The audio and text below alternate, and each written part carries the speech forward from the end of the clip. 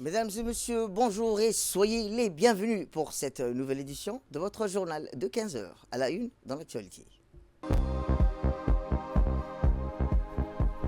À la une dans l'actualité nationale, direction le nord du pays où le ministre des Infrastructures continue toujours sa tournée dans les régions du sud du pays.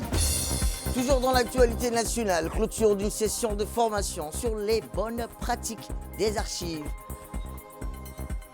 Et enfin, dans l'actualité internationale, direction le Proche-Orient, nettoyage plutôt ethnique dans la bande de Gaza, la situation humanitaire s'effondre. Je vous emmène dans le nord du pays où, poursuivant sa tournée dans les régions les plus reculées du pays, le ministre de la Santé, Dr Ahmed Rob Abdillah, s'est rendu dans le village de Assassin, en périphérie du chef-lieu de Bok, après une première étape à Korangar, accueilli avec chaleur et faveur et par une population mobilisée. La délégation ministérielle a été reçue par les plus hautes autorités locales, dont le préfet, le vice-président du conseil régional, le sous-préfet, le médecin-chef de la région, ainsi que des représentants des forces militaires, des chefs coutumiers et des autorités religieuses. Dans une atmosphère empreinte de proximité, le ministre a tenu une rencontre ouverte et fraternelle avec les habitants, des chefs traditionnels, femmes et jeunes et anciens, à l'écoute des préoccupations exprimées. Rappelons que le ministre a réaffirmé la volonté du gouvernement, sous l'impulsion du chef de l'État, de renforcer l'accessibilité des services de santé dans toutes les localités, y compris les plus isolées.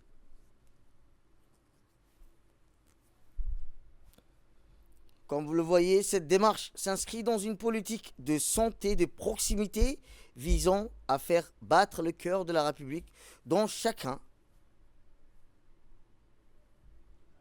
de ses territoires.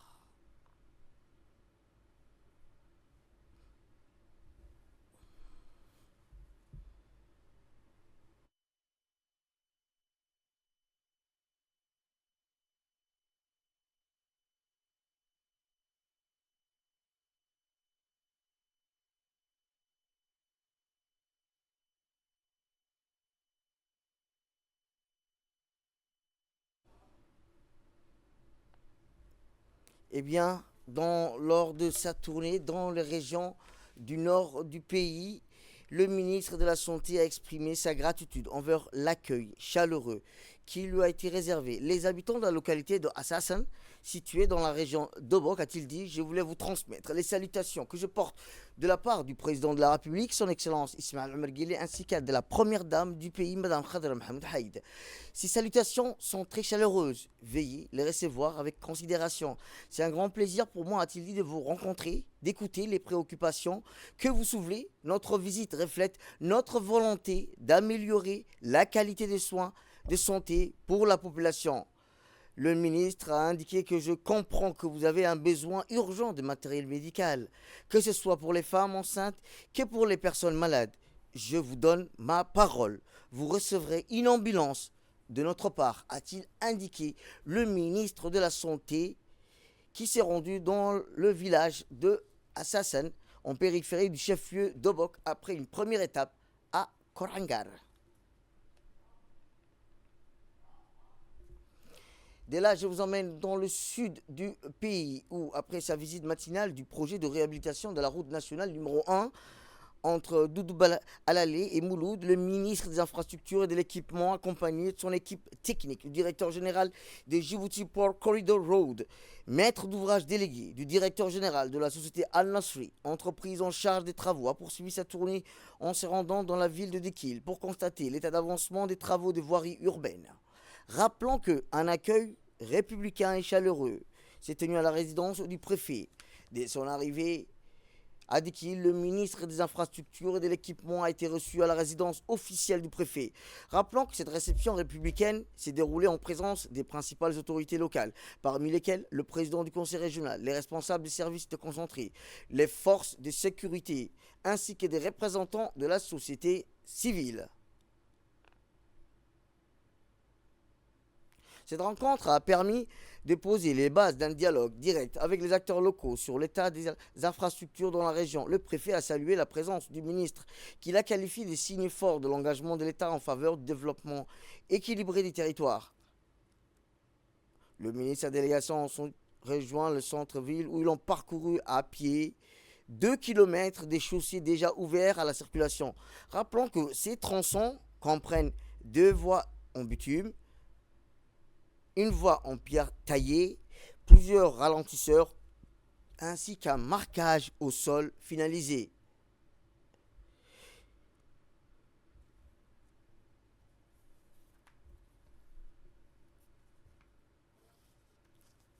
Eh bien, comme je vous disais, la visite s'est achevée au siège du conseil régional où le ministre a tenu une rencontre ouverte avec les habitants. Ces derniers ont exprimé leur satisfaction quant à la ville qui a été dotée pour la première fois depuis de nombreuses années d'une voirie digne de ce nom, dit qu'il est aujourd'hui au cœur de l'action publique. Je suis fier d'y avoir cette transformation en marche, a affirmé le ministre. Il a ensuite réitéré l'engagement du gouvernement en faveur d'un développement équilibré et inclusif. Chaque chef-lieu aura droit à sa part d'infrastructures modernes, a dit qu'il n'est que le début, et a déclaré le ministre. Le ministre a également salué l'implication des entreprises locales, des ingénieurs, des ouvriers et de la population.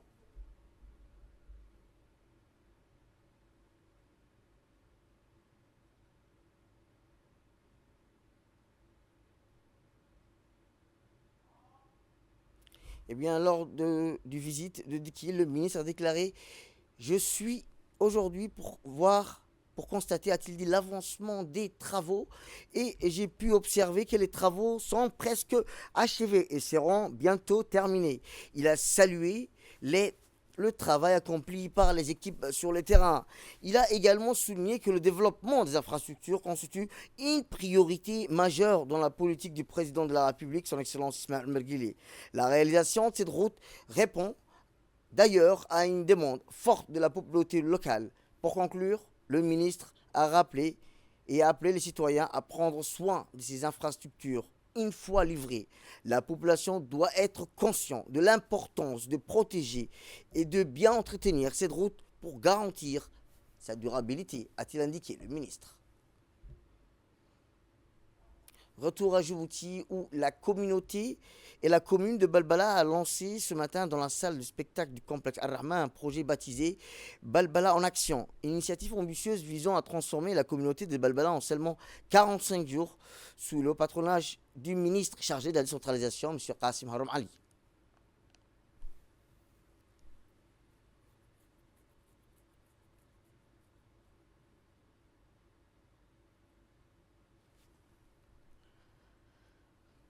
Rappelons que ce projet innovant qui a été lancé mobilisera la société civile, les autorités locales ainsi que des partenaires privés et publics afin d'améliorer la qualité de vie et l'embellissement de ces environnements urbains. Les activités prévues incluent la rénovation des espaces publics, la mise en place d'infrastructures vertes, l'organisation des événements communautaires et des campagnes de sensibilisation à la citoyenneté dans le cadre des festivités de la célébration du 48e anniversaire de notre indépendance nationale.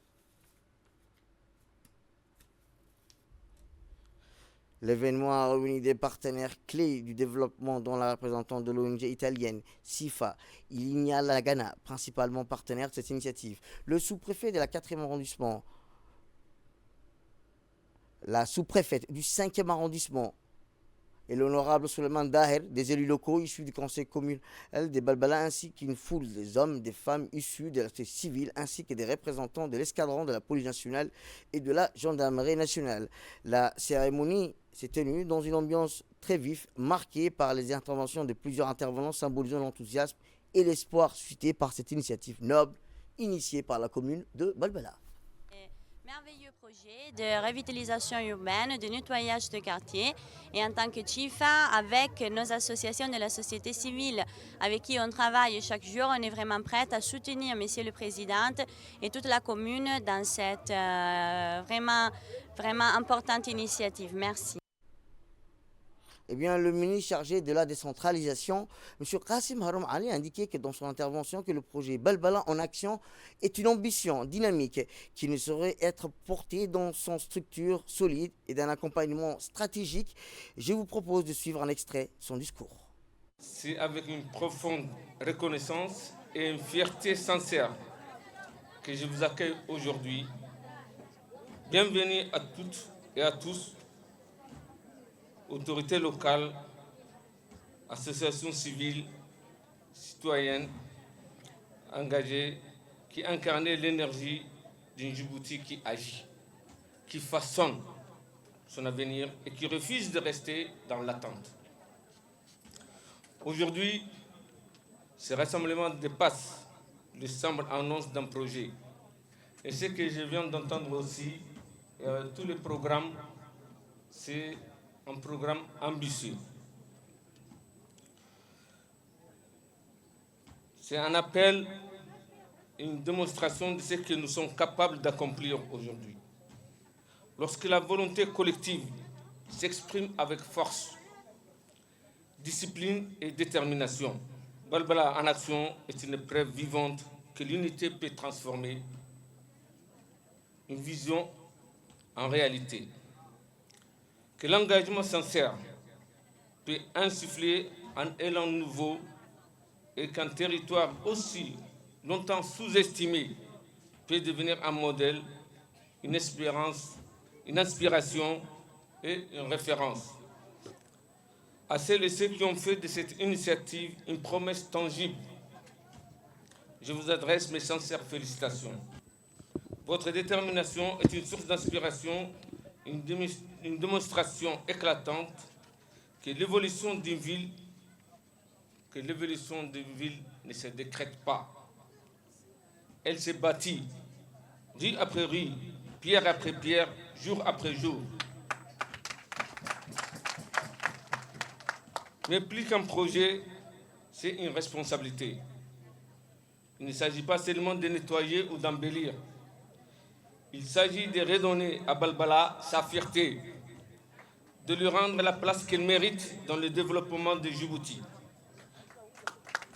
Il s'agit de faire de la transformation urbaine un levier de progrès, un moyen de relier les citoyens à leur espace, à leur identité, à leur histoire. Autre actualité dans ce 15h, c'est aussi le ministère de la Jeunesse et de la Culture, en étroite collaboration avec le secrétariat général du gouvernement et l'ambassade du Royaume-Uni à Djibouti, qui a procédé hier matin plutôt à la cérémonie de clôture de la session de formation sur les bonnes pratiques archivistiques. Cette cérémonie qui a été marquée par la remise officielle des certificats aux bénéficiaires, organisée du 11 au 15 mai dans la salle d'auditorium des Archives nationales. Cette formation s'inscrivait dans le cadre du renforcement des capacités des professionnels du secteur des archives en République de Djibouti. Elle avait pour objectif de doter les participants des compétences techniques et méthodologiques essentielles à la gestion, à la conservation et à la valorisation des archives publiques et privées. Rappelons que la cérémonie de clôture a été présidée par le secrétaire général du gouvernement, M. Al-Mis Mohamed Abdillahi. L'événement a également été honoré par la présence Son Excellence M. Vinay Talwar, ambassadeur du Royaume-Uni à Djibouti, M. Mohamed Hussein Douale, directeur général de l'Agence nationale pour la promotion de la culture, et de M. Moussafa Mohamed Ismail, directeur général de l'Agence nationale du système de l'information de l'État.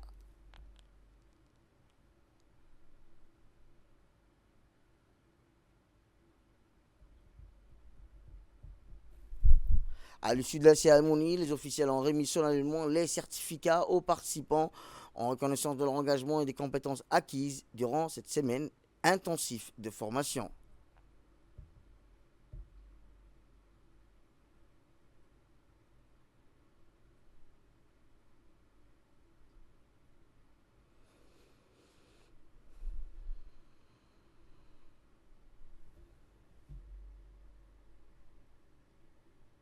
En valeur l'histoire complexe et partagée de nos pays et les histoires sous-représentées dans les documents gouvernementaux.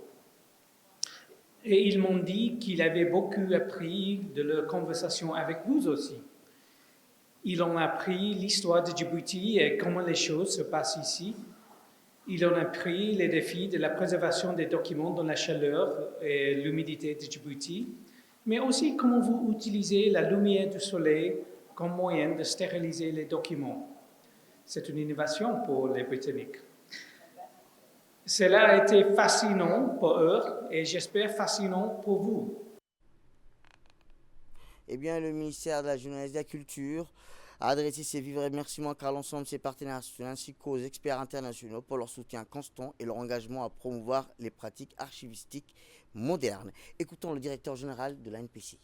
En 4 jours, notre auditorium a été le théâtre d'un dialogue fécond entre institutions publiques djiboutiennes et britanniques, entre archivistes et informaticiens, entre professionnels de la mémoire et de la technologie. Ce fut une semaine exceptionnelle qui a permis à chacune d'entre nous de revisiter nos pratiques, d'ouvrir nos horizons et de mesurer l'ampleur des défis liés à la gestion et à la numérisation des archives dans un monde en constante évolution. Nous avons été honorés d'accueillir des experts de renom, notamment M. Steve Daly, qui nous a offert un aperçu stimulant sur des projets internationaux réussis de numérisation d'archives, et Dr Juliette Desplat, des Archives nationales britanniques, dont l'intervention sur le fonds relatif à Djibouti pendant la Seconde Guerre mondiale a non seulement nourri notre réflexion historique, mais aussi éveillé en nous l'envie de faire parler davantage nos propres archives. Je voudrais ici remercier chaleureusement le ministère de la Jeunesse et de la Culture, le secrétariat général du gouvernement et l'ambassade du Royaume-Uni à Djibouti qui ont conjointement porté cette initiative. Grâce à leur engagement, nous avons pu créer un espace propice à l'échange d'expériences, au partage de compétences et à la construction de ponts durables entre nos deux pays. Eh bien, écoutons à présent le secrétaire général du gouvernement. Monsieur, moi je voulais d'abord aussi vous féliciter parce que j'ai vu l'engagement qui était le vôtre. Plus de 100 personnes étaient là lors de l'ouverture et ces différentes personnes qui sont venues pour assister à cette formation pendant ces 5 jours de l'atelier, donc il faut les saluer, il faut les remercier. Il faut aussi remercier le ministère et la ministre de la Jeunesse et de la Culture qui donc d'abord a tenu à organiser cet événement avec nous, mais aussi qui a présenté, quand elle voit votre dynamisme, elle a présenté en février dernier un plan d'urgence en Conseil des ministres. Et ce plan d'urgence, il prévoyait quoi? Il prévoit un calendrier de versement trimestriel. Alors, vous l'aviez souligné, nous versons déjà nos archives. Je crois que la présidence a versé déjà 3 lots, elle va verser son 4e lot au mois de juin, Inch'Allah Ta'ala, le 30 juin, mais aussi l'Assemblée nationale qui versera son 2e lot, et de nombreuses autres institutions vont verser maintenant chacun leur lot. Nous avons donc un calendrier trimestriel qui permettra à ce que toutes les institutions puissent verser leur lot d'archives définitives à l'agence, à la BAN. Nous avons d'abord la chance d'avoir à Djibouti, en République de Djibouti, nous avons la chance d'avoir Son Excellence, le Président de la République, Ismaël Omar Guelleh, qui est un homme qui est épris de culture et qui est épris d'histoire et qui n'a de cesse de nous rappeler à notre devoir de mémoire. Mesdames et messieurs, il nous faut aujourd'hui clôturer cet atelier et à l'issue de ces 5 jours où vous avez pu échanger et où vous avez pu partager, il faut que vous ayez vraiment pleinement conscience que malgré les difficultés auxquelles vous êtes confrontés, parce qu'elles sont légion, parce que malgré ces difficultés, vous n'oubliez jamais, quand vous retournerez dans vos bureaux, qu'à travers la conservation de nos archives, c'est notre mémoire collective que vous préservez. Eh bien, notre équipe sur place a pu recueillir lors de la clôture de cette formation. Quelques réactions, écoutons-le. Liwan El Terbouh, je suis chef des services techniques à l'Agence nationale des systèmes d'information de l'État. Et aujourd'hui, j'ai eu le plaisir de clôturer la semaine de formation qui s'est déroulée du 11 au 15 mai 2025 sur la pratique archivistique dispensée en collaboration par le secrétariat général du gouvernement et le ministère de la Jeunesse et de la Culture. Cette formation a été dispensée avec des experts de la Royaume-Uni et plus précisément avec l'Archive nationale de la Royaume-Uni et C'était une semaine enrichissante en partage, en savoir et savoir-faire, sur lesquels on avait exposé non seulement nos réalisations dans le cadre du programme national de modernisation de l'archive, qui est un programme fondamental dans la transformation et la mise en valeur des archives de Djibouti et de la préservation de la mémoire de l'État. Les experts nous ont dispensé et nous ont fait une démonstration pour appréhender les défis technologiques et être plus prêts pour relever la transformation digitale de l'administration publique. C'est l'appel à la éducation, cette fois-ci, où le mouvement des éclaireurs de Djibouti a lancé récemment par l'Association pour la promotion de l'éducation physique et du sport scolaire, poursuit son engagement en faveur du civisme, du patriotisme. Ce jeudi, le Centre de formation de l'éducation nationale et le Collège de Fukuzawa ont organisé une session de formation destinée à renforcer les compétences des jeunes éclaireurs. La formation visait à inculquer les valeurs fondamentales du bénévolat, du civisme et du patriotisme, tout en impliquant le fonctionnement de l'organisation en structure de manière interactive, qui a débuté par des présentations suivies d'un atelier des participatifs. Les jeunes ont échangé sur l'importance du volontariat et imaginé des projets communautaires lors d'un brainstorming en groupe conçu pour favoriser l'engagement. Cette session a permis aux éclaireurs d'approfondir leur rôle au sein de la société. Les formateurs ont insisté sur l'application pratique des valeurs discutées, encourageant les participants à les intégrer dans leur quotidien. La formation s'est achevée par un rappel des notions essentielles, soulignant l'importance de l'engagement citoyen.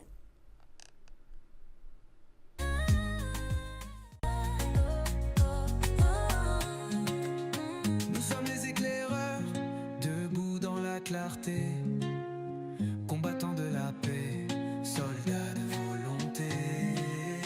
Nous marchons sans peur, guidés par la fierté, citoyens du présent, bâtisseurs d'unité. Nous sommes les éclaireurs, debout dans la clarté, combattants de la paix. Eh bien, comme je vous le disais, les éclaireurs répartent outillés pour contribuer activement à leur communauté, renforçant ainsi l'esprit d'appartenance à cette jeune organisation prometteuse. Écoutons-les. L'État, je suis élève au lycée d'État et après notre regroupement à l'école d'excellence, aujourd'hui nous nous retrouvons avec nos amis éclaireurs pour la formation des jeunes éclaireurs qui a pour objectif de former les élèves et les jeunes responsables en intégrant les valeurs de bénévolat, de civisme et du patriotisme. Merci. Tout à fait autre chose cette fois-ci. L'Institut islamique de Djibouti a organisé hier soir une cérémonie de remise des diplômes pour la 5e promotion des étudiants des départements universitaires de la 4e promotion des élèves du cycle général. Cette cérémonie qui s'est tenue au Palais du Peuple dans une ambiance festive et solennelle. La cérémonie s'est déroulée en présence de M. Faisal Sultan Al-Qabani, l'ambassadeur du serviteur de 200 mosquées en République de Djibouti, Dr Hatem Ben Fattah Al-Mudaram, doyen de l'Institut islamique, ainsi que de plusieurs chefs de service et attachés de l'ambassade du Royaume d'Arabie Saoudite, en plus d'un grand nombre des membres du corps professoral. Le programme a été enrichi par des prestations étudiants variées dans le défilé des diplômes qui a reflété un plafond et un profond sentiment de fierté, d'appartenance à cette prestigieuse institution académique. Fondée en 1981, l'Institut islamique de Djibouti a pour mission principale de promouvoir les valeurs de modération équilibrée et de coexistence pacifique conformément aux aspirations des familles djiboutiennes. Depuis sa création, il a joué un rôle essentiel dans l'enseignement des sciences religieuses et dans la langue arabe, contribuant ainsi à la formation d'une génération consciente et active dans le développement de la société djiboutienne. Dans son discours, le doyen de l'Institut a rappelé que nous célébrons aujourd'hui la remise des diplômés de la 5e promotion du département universitaire de la 44e promotion du cycle général. L'Institut est fier de proposer des programmes académiques solides au service de plus de 1200 étudiants répartis en 3 départements universitaires. Le moment riche était sans doute historique de l'Institut de Djibouti était un moment historique qui a vécu à l'Institut islamique par éducatif. Dans son discours prononcé, le vice-recteur aux affaires éducatives, Dr Abdullah bin Abdurrahman Al-Esmeri, lors de la cérémonie, a déclaré: par la grâce de Dieu et puis grâce au soutien généreux du gouvernement, Sa Majesté, le gardien de deux saints mosquées, que Dieu le protège, j'ai l'honneur de participer aujourd'hui à la cérémonie de remise des diplômes de cette promotion de l'Institut islamique en République de Djibouti. Je vous transmets les salutations de son Excellence, le président de l'université, professeur Ahmed bin Salem, ainsi que celles de l'ensemble des membres de notre prestigieuse université. L'université Imam Mohamed bin Saoud, qui a formé depuis sa fondation plus de 463 000 étudiants et étudiantes issus de différents pays du monde, l'université a enregistré une performance notable dans le classement mondial de Timer Higher Education pour l'année 2024, en se classant parmi les établissements figurant dans la tranche de 401 à 500 à l'échelle internationale. Elle compte 15 facultés, 10 instituts, dont 7 situés à l'étranger, dans plusieurs pays. Eh bien, le moment historique de cette cérémonie est sans aucun doute, c'est le moment qu'a vécu l'Institut islamique de Djibouti à l'occasion de la cérémonie de remise des diplômes, marquant la fin du parcours académique de la 5e promotion des départements universitaires et de la 44e promotion de l'enseignement général. Dans une atmosphère chargée d'émotions, de fierté, les diplômés ont été chaleureusement félicités par leurs familles, leurs professeurs, les responsables de l'établissement. Des cadeaux symboliques lui ont été remis en reconnaissance de leur effort et leur persévérance tout au long de leur formation. Rappelons que la cérémonie s'est terminée par une prise de photos, souvenirs, immortalisant ces moments historiques dans la mémoire collective de l'Institut et de ses diplômés.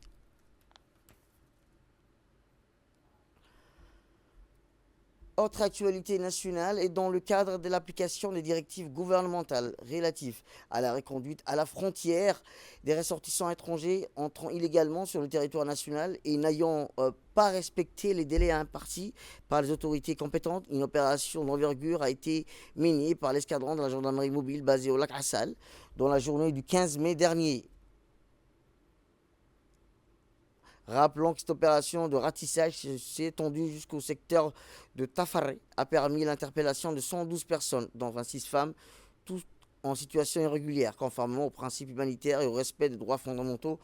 L'ensemble des personnes interpellées ont été conduites au poste de commandement du lac Assal, où elles ont bénéficié d'assistance en eau potable, en nourriture et en soins médicaux dispensés par les infirmiers de la gendarmerie. À l'issue des contrôles, des formalités nécessaires et leur reconduite à la frontière ont été effectuées à bord des moyens roulants de l'institution dans le strict respect des procédures en vigueur. Rappelons que les autorités réitèrent leur engagement à lutter contre l'immigration irrégulière dans le cadre de la loi et dans le respect de la dignité humaine.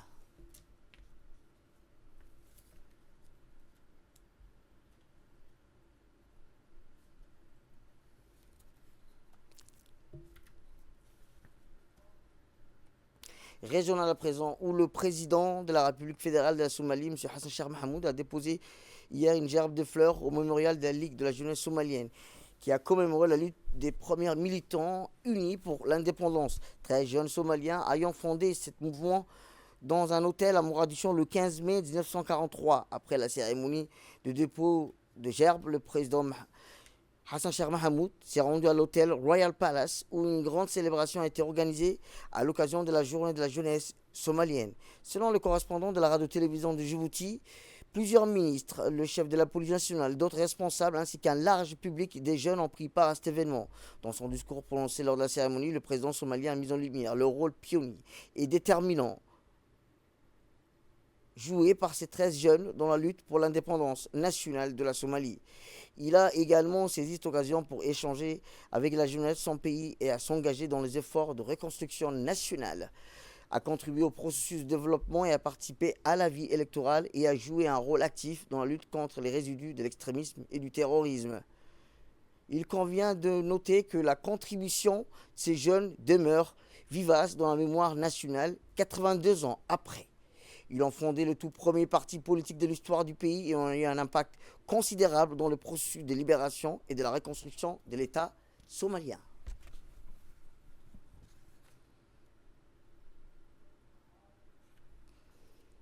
Et dans l'actualité internationale, direction le Proche-Orient où Au 60e jour de la reprise de l'agression contre Gaza, le ministère de la Santé a annoncé la mort de 250 Palestiniens en seulement 2 jours, soulignant que le territoire est le théâtre de l'un des pires massacres de nettoyage ethnique jamais vus. Selon des sources médicales, les premières heures de l'aube ont été marquées par la découverte de plus de 100 martyrs et disparus à la suite des frappes israéliennes visant des habitants de Beit al-Lahia et dans le camp de Jabalia au nord de la bande de Gaza. Le porte-parole de l'hôpital des martyrs a déclaré que la situation dans la bande de Gaza est véritablement catastrophique en insistant sur l'incapacité des établissements de santé à prodiguer des soins en raison d'un manque total de médicaments. C'est la fin de cette édition. Merci à vous de nous avoir suivis. Restez avec nous pour la suite de nos programmes télévisés.